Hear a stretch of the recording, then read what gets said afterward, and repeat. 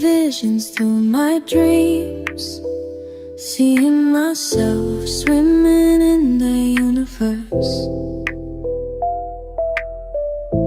My ancestors gave me gifts to read cards, predict and heal.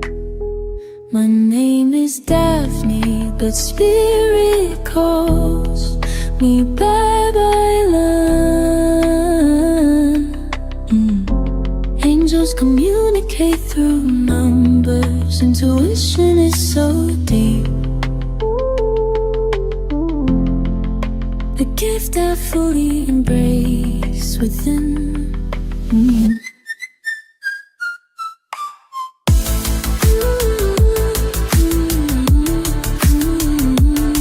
Hi everyone! Welcome po sa inyong almost personal readings.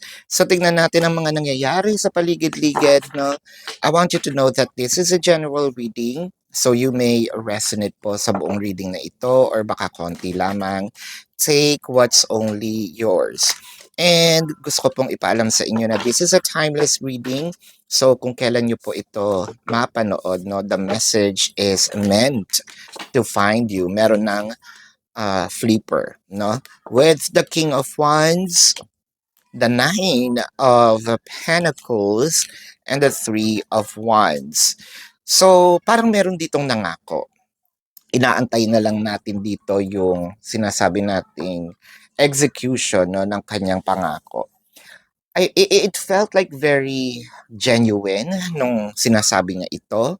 It felt like talaga namang naramdaman mo, no, na seryoso, meron talagang kumbaga may direction, planado, no. Inaantay mo na lang yung makita mo, no, na ginagawa niya.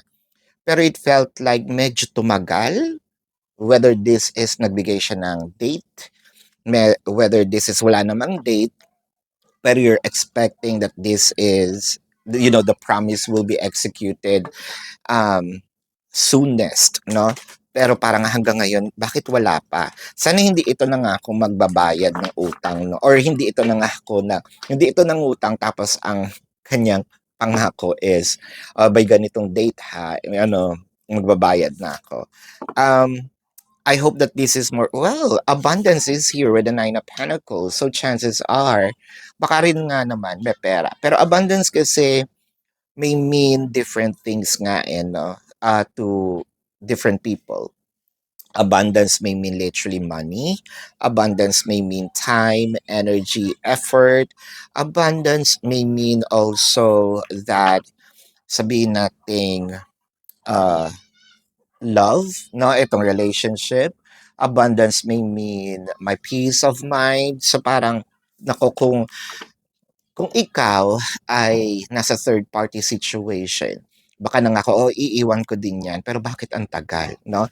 Let's check or clarify the Three of Wands. Bakit parang natatagalan? Parang medyo humahaba yung time ng ating pag-iintay with the Two of Cups and the Emperor. So parang nakikita natin dito either may nagko-control sa kanya or kinokontrol niya to intentionally.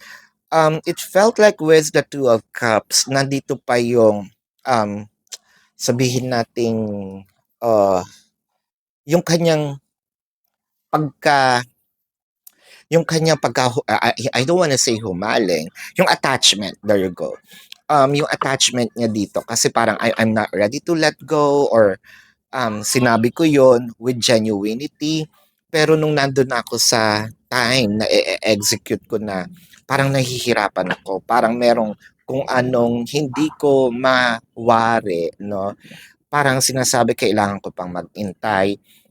Yun lang kasi ang mahirap kapag nakapagbitaw ka na ng salita, mahirap na siyang kunin, no? Mahirap na siyang bawiin, mahirap na siyang kabigin. With the Four of Cups and the King of Swords. So, hindi ko alam dito kung sino na ang King of Swords. Is this you? Is this your person?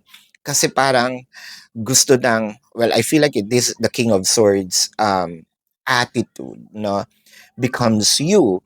Kasi parang with the Four of Cups, parang sinasabi dito, nawawala na rin ako ng paniniwala 'no, nawawalan na ako ng pag-asa na gagawin niya. Nawawalan na rin ako ng enthusiasm if in case dahil sa tagal ng pag-aantay, it felt like, yeah, kailangan ko dati pero ngayon parang hindi na. So, kumbaga marami na ring nagbago 'no. Whether this is on your own perspective, whether this is someone else's perspective na sinabi sa'yo na naimpluwensyahan ka, whether this is a decision dahil meron na rin mga pagbabago na nangyayari sa buhay mo and it felt like I also need to prioritize this. So, parang medyo feeling mo lang, no? Feeling mo lang medyo late na. With the Four of Cups clarified with the Five of Cups and the Six of Wands. So nakikita natin dito parang nangihinayang ka in a way dahil the Six of Wands, this could have been a good news. Nakakapanghinayang kasi ayun nga, you were expecting a little bit sooner, no? Pero hindi nga nangyari. So, medyo may inis na, no? I feel like meron na rin ditong push or attitude of what if komprontahin ko kaya na itong taong ito, no? Parang nakalimutan mo na ba yung pangako mo sa akin? So, I would love to know what's your next step? What's your plan on this? With the Four of Swords, the Seven of Swords, and the Page of Wands. Lalo na ngayon na parang nakikita mo, bukod sa parang nakakalimutan niya yata, no? Yun kasi ang assumption mo eh. Parang nakakalimutan niya yata yung promise.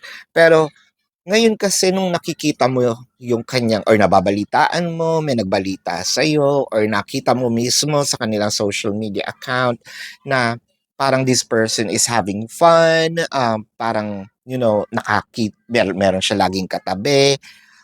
With the Seven of Swords, meron ka ditong hinala na there might be something going on, no, with my person.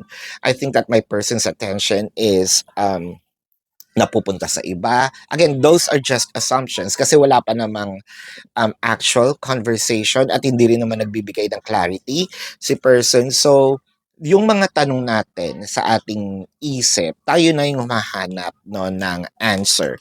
Parang tinatamad ka na rin na sometimes siguro parang ayaw mo rin siya kausap kasi syempre pagtatampo, no? Tinatamad dahil bakit hindi ko naman yan hiningi, ikaw naman yung nagsabi, no? Um, at dahil sinabi mo sa akin, naniwala ako, umasa ako, but then again, where is it? Now, let's clarify the Seven of Swords kasi gusto kong malaman kung ito ba ay totoo na meron siyang, kumbaga, merong, you know, napupunta ang attention niya somewhere else or to someone else. With the Nine of Swords and the Page of Swords, the more of yung implications ng Seven of Swords dahil nga kasi ang gusto ko malaman kung meron ba. Ang implications ngayon ng Seven of Swords is more on you. Hindi ka ngayon makapagtulog-tulog dahil ang dami mong iniisip.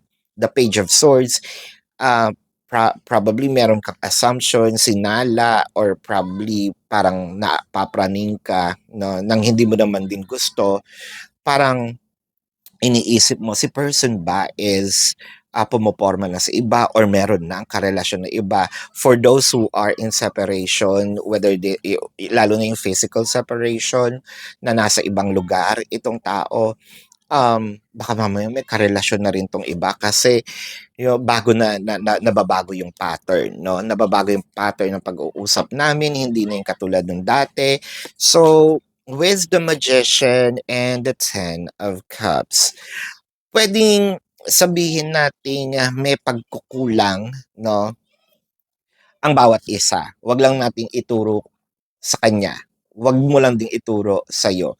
Kasi with the Magician in here, sinasabi dito ni universe, you have the ability to make it happen. Actually, you have all the tools for you to make it happen, no? Dahil nasa iyo naman ang kanya puso, meron ka rin naman mga desisyon na dapat ginagawa to clarify things, pero inaantay mo lang na parang, you know, parang walang push coming from you.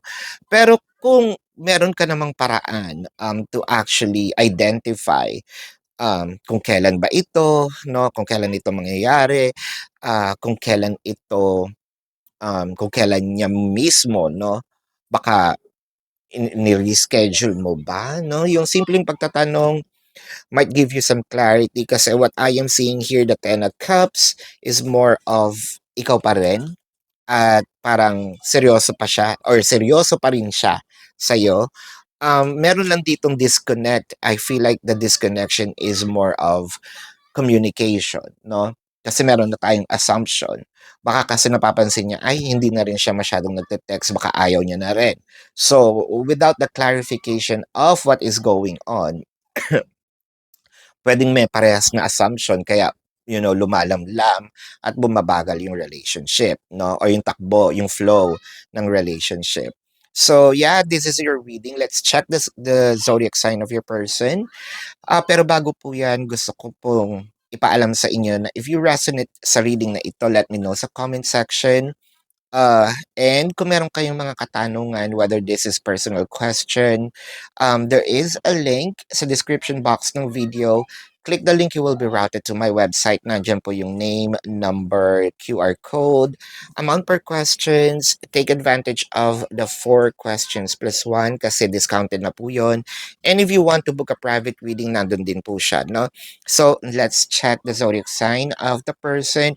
Again, this can be their sun sign or a placement in their chart.